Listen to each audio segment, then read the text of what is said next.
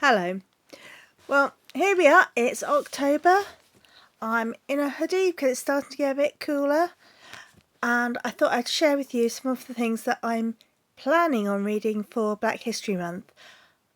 Whether I can read everything, I'm not sure. But there definitely will be things to carry on with after the month's over. And the first thing that I've picked up is Me and White Supremacy. And when I saw the title, my first thought was, why would I want to read about white supremacy?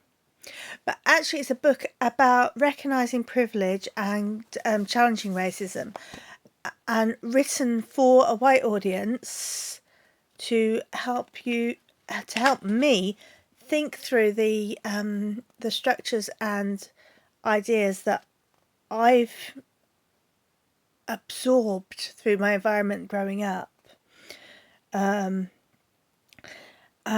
just a glance at it, I can see it's going to be really interesting. We've got chapters called Anti-Blackness, Racial Stereotypes and Cultural Appropriation. And that's a chapter I want to read, because cultural appropriation is always one of those things that I found difficult to really make sense of. Allyship, power relationships and commitments. And it's written as a 28-day guide, so I'm going to take it on as my challenge to read across October in little bits, and hopefully I'll have some interesting challenges to some of those assumptions that some that I am aware of and self-conscious of, and some that I'm just not aware of because whiteness is so much in my upbringing and culture. Now, as part of that work, that really making sense of racism, I've got a few books to unpick and educate myself on the history of slavery. I've got All You Need to Know, Slavery by James Baldwin, which looks quite a slim book, so I'm hoping it's going to be quite a quick way to absorb information. It's got a lot of photos in it, photos and images. And it goes right back to the ancient world. So yeah, I'm thinking that's looking like some really interesting reading, possibly distressing and challenging reading, but interesting.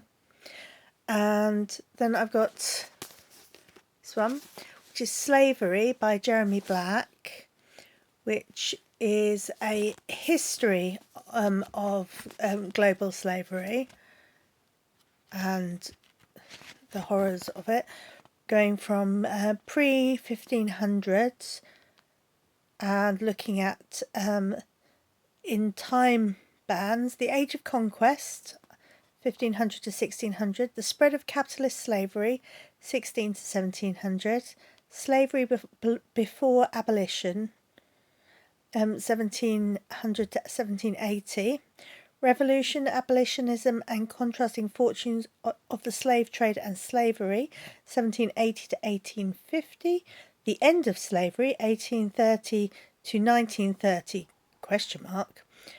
A Troubled Presence, 1930 to 2011, and Legacies and Conclusions. So, interesting that it goes to 2011. Is that when it was written? Yes, this book was first written in 2011, which is interesting because so much has happened in the anti-racist movement since then. So I wonder if there's going to be things that will get challenged in moving on from that. So that's a bit of heavy reading. Another quite, I think, dense read is Afropean. I find a lot of anti-racist work tends to come from quite an American viewpoint, which makes sense as, actually perhaps the as the destination for so many enslaved Africans. But this book looks more at the black population in Europe, and I think that sounds more relevant, more interesting, and it's described as an important, groundbreaking book because it turns our gaze towards Europe's black communities in unprecedented ways, a work that reframes Europe. And I think that's one of the things that we need to do. I think sometimes anti-racism work, certainly in the media, focuses on anti-racism in America, and I think it's really important to bring it back to Europe and to modern Europe as Europe is now. So yeah, that's some quite heavy reading. So with all that heavy reading, I needed some light reading too. And I have Zombie Arella, which is by Joseph Coelho, the New Children's Laureate. And it is a reimagination of fairy tales. Very much, lots of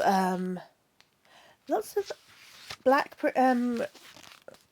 characters, which I think is really important. I think that's one of the things that is so often missing.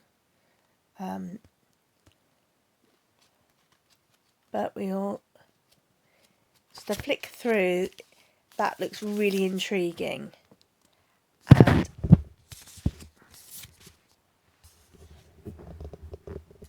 that looks really intriguing and entertaining.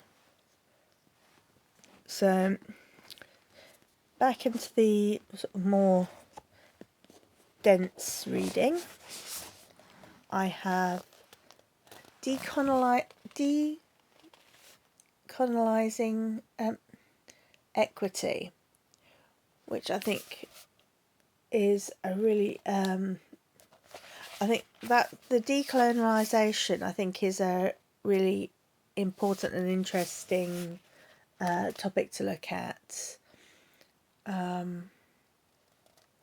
Looking very much at institutions and their roles in anti-racism. So again, it's quite dense. It looks this one looks like it's got quite a lot of academic background.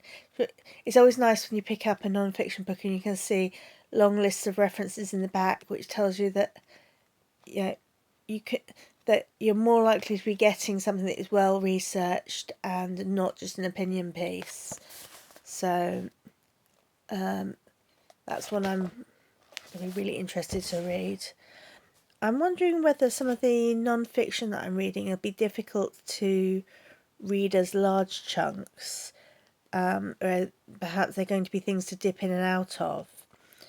So I needed some lighter non-fiction, and so I have Black in Time, which is written by Alison Hammond.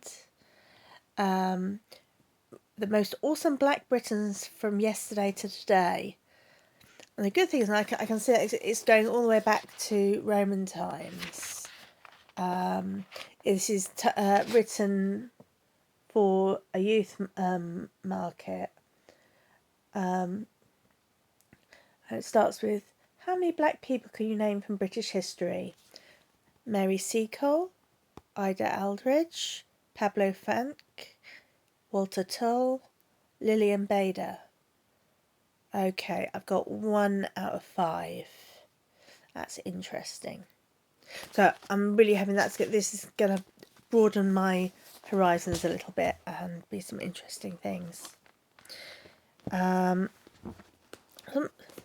Thinking with intersectionality in mind, I have The Pretty One, which is as I understand it, is sort of part memoir, part discussion, and is written by Kia Brown, who created the viral hashtag disabled and cute,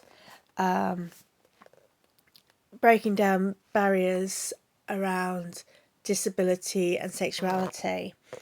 And Kia Brown is a black woman with a physical disability. I think that's going to be very interesting.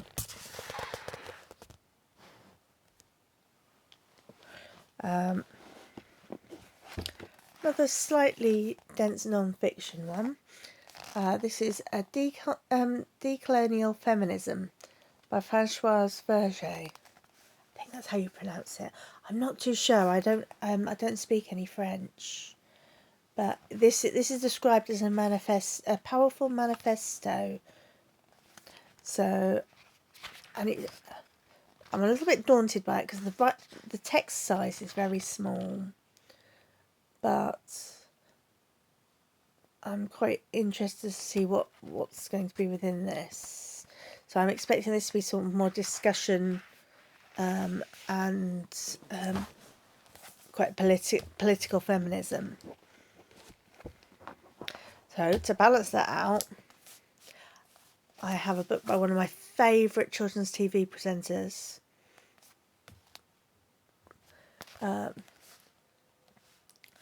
Dame Florella Benjamin, who I just remember as such a big part of my childhood. And this is her autobiographical story of arriving from Trinidad to London. It's one that I've wanted to find out more about her story. I'd be really interested to read that. And this is written for, I suppose, I'm at a guess it's sort of for 10 to 14-year-olds. So hopefully it won't be as challenging a read, but it should be an interesting read. And another fiction book. I thought you can't not have a Mallory Blackman book, and I had a look at her back catalogue for a Mallory Blackman book that I hadn't read before, and I found The Deadly Dare Mysteries.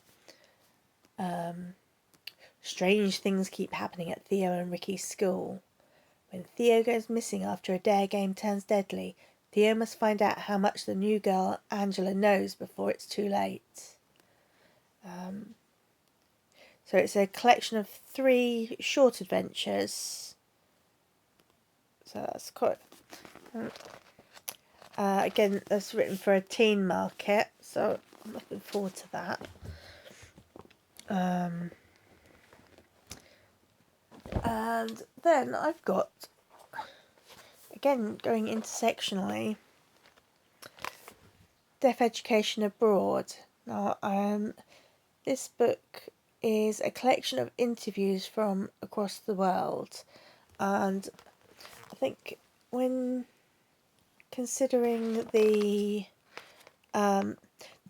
different contexts of deaf people across the world, I think it's really important to be aware of that. I think, and I'm hoping that I'll pick up some interesting little challenges from there. And then, of course, I've got a picture book. This is Sulwe, which is a book about Sylve, who is darker than everyone in her family. She's darker than anyone in her school. Sylve just wants to be beautiful and bright like her mother and sister. Then a magical journey in the night opens her eyes and changes everything.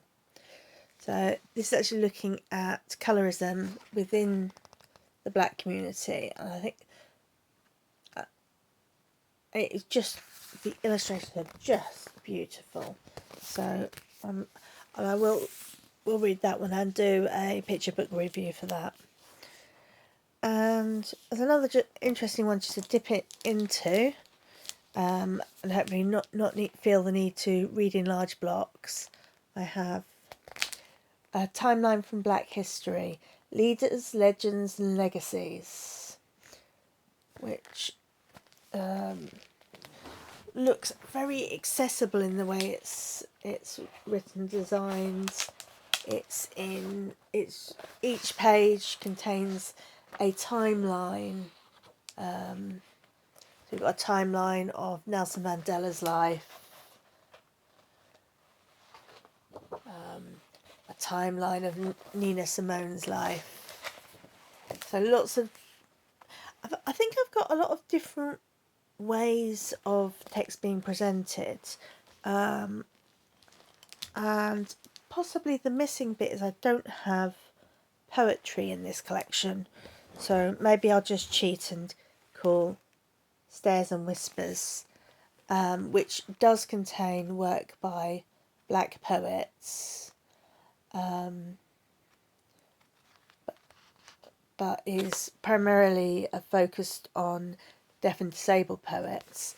But I think there's it would be interesting to have a look at the representation in here and just explore the very different way this is written. A lot of the poems come with